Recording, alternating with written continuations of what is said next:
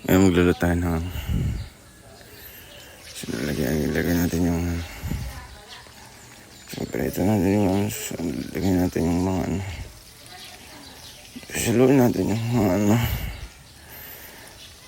isa natin yung mga lagay natin yung dalawang yung madaming lagyan natin ng konting tapos haluin natin yung mga tapos natin yung ganyan yung mga tapos lagyan natin yung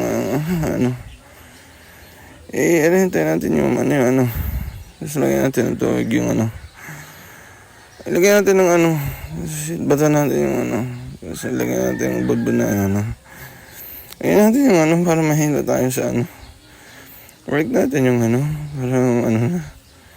tapos lagyan natin yung lagyan natin yung madaming at lang natin kung malakas pa maganda kaya yung tulak natin yung tapos ba ito? Praro na ito. Bingin na ako sa tao. Malatin. Ano natin? Kain natin yung lamat sa